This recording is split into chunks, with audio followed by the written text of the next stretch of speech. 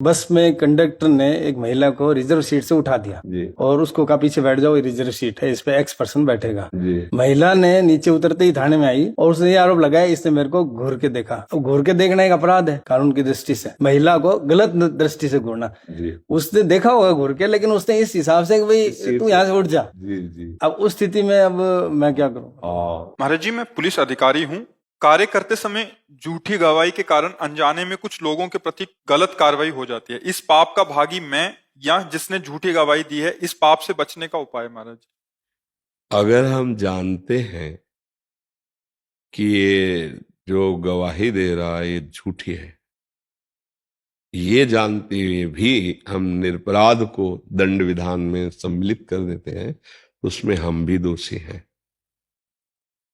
अगर आपको पता नहीं है और आप उस साक्ष्य देने वाले के अनुसार दंड देते हैं।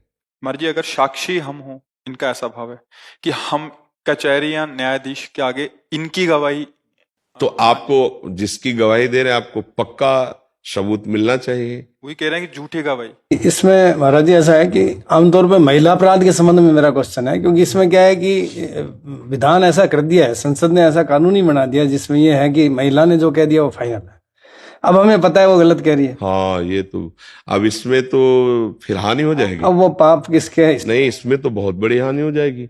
मान लो अपनी वो किसी जलन को पूर्ति करने के लिए किसी के लिए कुछ भी बोल दे और उसको हम सपोर्ट करके दंड दिला दे तो बेचारा निरपराध मारा जाएगा ना। तो हाँ, तो वैसे फिर मतलब कहीं ना कहीं तो हमको लौट करके इस विषय में देखना चाहिए। क्या ऐसा कानून बन चुका है? हमें तो पता नहीं कि मतलब जो बोले सो ब्रह्म वाक्य। नहीं, पर उसमें कई नहीं, इसमें इतनी तो ऐसा कानून तो मुझे नहीं लगता कि जो बोले सो ब्रह्म वाक्य, उसकी जानकारी करनी चाहिए। नहीं, ऐसा दुरुपयोग हो जाएगा। क्यों? कानून ऐसा है महाराज जी, आरोप लगा दिया महिला ने, अब सिद्ध करने की जिम्मेदारी सामने वाले पक्ष की होती है। तो ये कभी कभी बड़ा कठिन होता है कि हम अपने आप को निरपराध कैसे सिद्ध करें। तो ये कठिनाई के विषय में समझौता है। पर इसमें तो अधर्म हो ही जाएगा। अधर्म तो हो ही जाएगा ना। मान लो किसी द्वेषवश, ईर्ष्यावश या प्रलोभनवश किसी कारणों से, हमें नहीं कह रहे कि अगर कहीं ऐसा किसी भी माता बहन के साथ हुआ तो दंडनीय अपराध है, उसे अवश्य दंड मिलना चाहिए। पर अगर कोई माता बहन ईर्ष्यावश, द्वेषवश या किसी प्रलोभनवश किसी व्यक्ति को किसी केस में फंसा रही है और मुझे पता है कि ये झूठा है केस, तो जब निर्णय मिलेगा दंड का तो उसमें कहीं ना कहीं हम भी तो हैं। नहीं, कानून में लिखा हुआ है ये कि ऐसी स्थिति में जब महिला और पुरुष की बात में से किसकी बात को मानना है तो महिला की बात को मानना है, कानून में है। हाँ, कानून तो महिला अगर उसको झूठे फंसा रही, उसको दंड देने दिलाना चाहती है, तो अब उसमें फिर आप क्या कर सकते हैं? उसमें अब आप जानते हैं, लेकिन अब मुझे तो ये बात थोड़ा कम समझ में आ रही है। निर्भया कांड के बाद ये कानून में अमेंडमेंट कर दिया था। अच्छा, मुझे लगता है कि परीक्षण होना चाहिए, सच्ची बात होनी चाहिए। पुरुष में ही केवल विकार है ऐसा तो नहीं हो सकता ना। दोनों शरीरों में विकारों की उत्पत्ति होती है। तो अगर क्रोध विकार, ईर्ष्या विकार या द्वेष विकार के अंतर्गत ऐसे किसी को फंसाया जाए, हम कह रहे हैं अगर अपराध है तो दंड मिलना चाहिए। अगर वो निरपराध है और उसे फंसाया जा रहा है तो मतलब निर्दोष को दंड मिलने से तो पूरा सिस्टम बाधित हो जाएगा। एक छोटा सा उदाहरण दूंगा मैं। एक बस में कंडक्टर ने एक महिला को रिजर्व सीट से उठा दिया जी और उसको कहा पीछे बैठ जाओ, ये रिजर्व सीट है, इस पे एक्स पर्सन बैठेगा। जी महिला ने नीचे उतरते ही थाने में आई और उसने ये आरोप लगाया इसने मेरे को घूर के देखा। अब घूर के देखना एक अपराध है कानून की दृष्टि से, महिला को गलत दृष्टि से घूरना। जी उसने देखा होगा घूर के, लेकिन उसने इस हिसाब से कि भाई तू यहाँ से उठ जा। जी जी अब उस स्थिति में अब मैं क्या करूँ?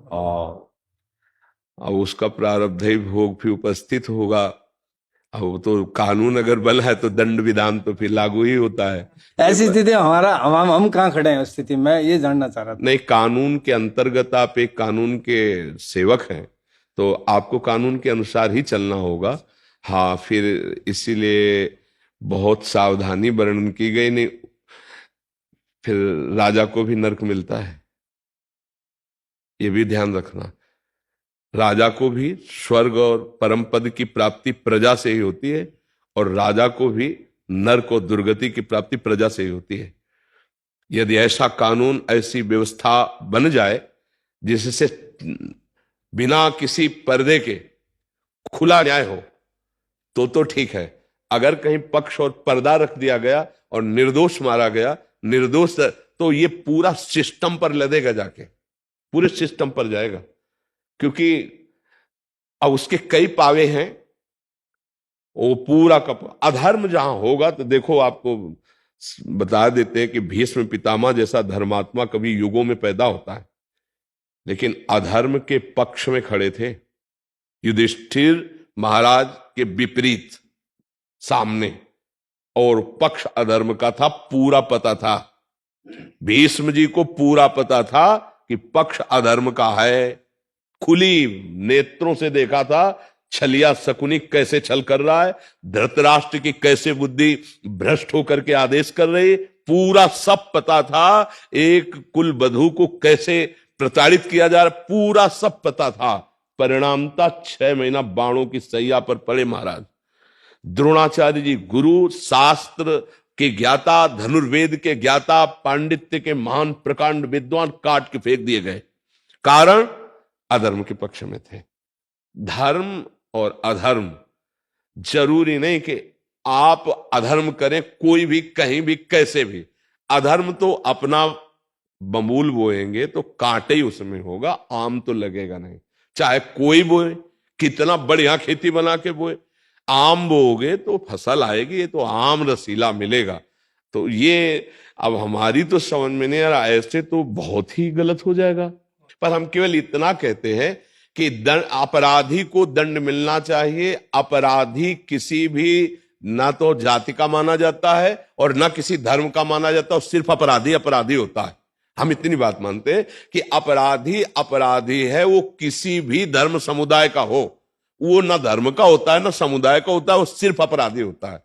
और जो अपराधी नहीं है उसे दंड ना दिया जाए, क्योंकि ऐसे तो बहुत तरह से शोषण किया जा सकता है, बहुत तरह से शोषण किया जा सकता है।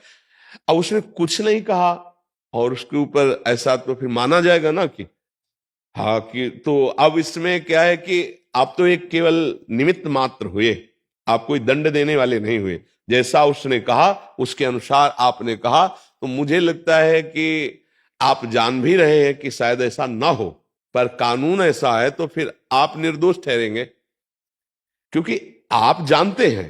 पर आप करें क्या, वो जो बड़ों ने आगे नियम बना दिया उसके अनुसार आपको भेजना पड़ेगा, आपको ऐसा करना पड़ेगा। तो अब आप क्या करें, आप जान तो रहे हैं, पर आप क्या करें, वो आगे बड़ा निर्णय ऐसा है।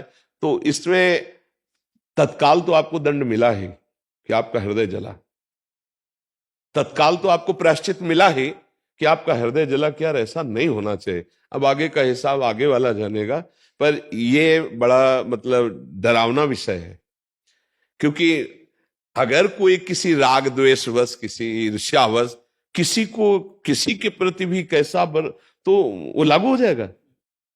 तब तो बहुत डर के चलने की बात है भाई, कभी भी कोई किसी को कैसे भी।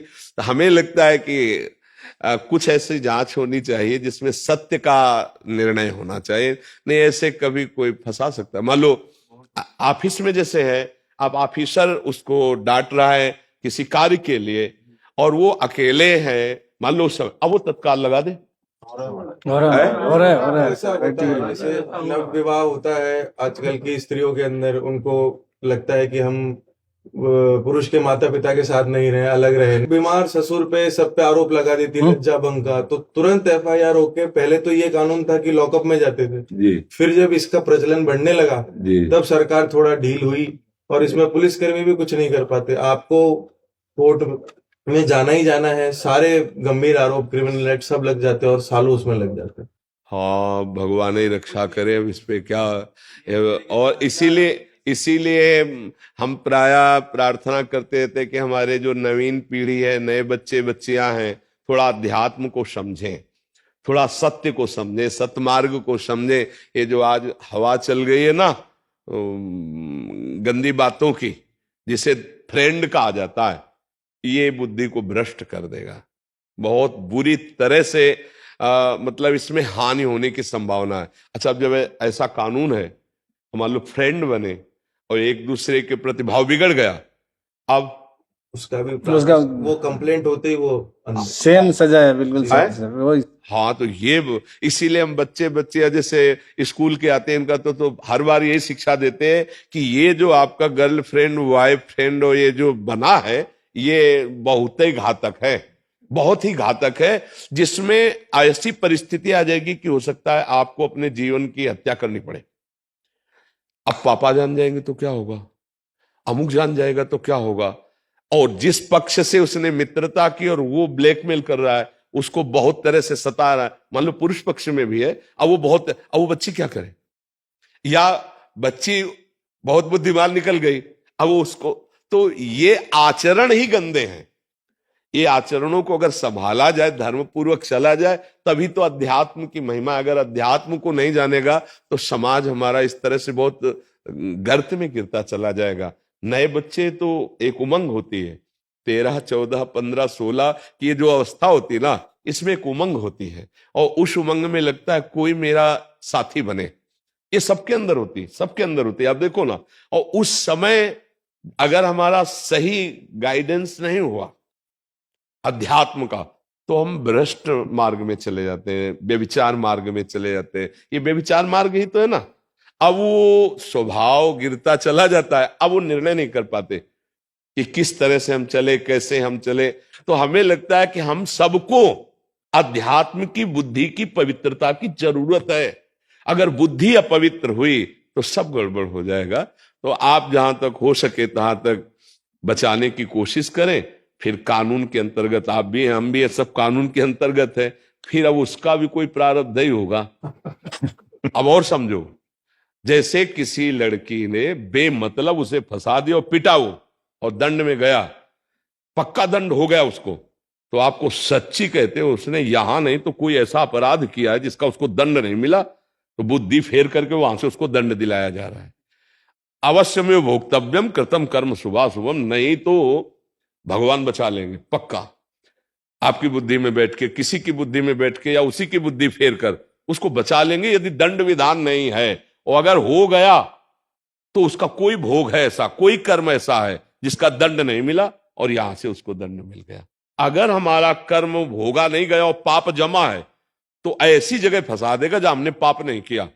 बिल्कुल आप कसम खाएंगे कि कसम से पाप नहीं किया, लेकिन याद करो उस पाप को जो कोई नहीं जानता और तुमने किया, तो उसका दंड ऐसे घेर कर। तो हमें लगता है कि पूरी सृष्टि जो है वो ईश्वर के द्वारा संचालित है। अगर कभी ऐसा दंड मिलता है तो आप फिर यही सोच लो कि अब हम जानते हैं कि इसमें तो तुम नहीं हो, पर है तुम्हारा कोई कर्म तभी तुमको दंड मिल रहा है, तो हम भी निमित्त मात्र हैं, वो भी निमित्त मात्र है। वैसे सबसे प्रार्थना है ईर्ष्या, द्वेष या इन विकारों के अंतर्गत होकर निर्दोष को दंड न दिलाया जाए या दंड विधान न किया जाए, नहीं तो फिर न्याय का मतलब क्या रह जाएगा।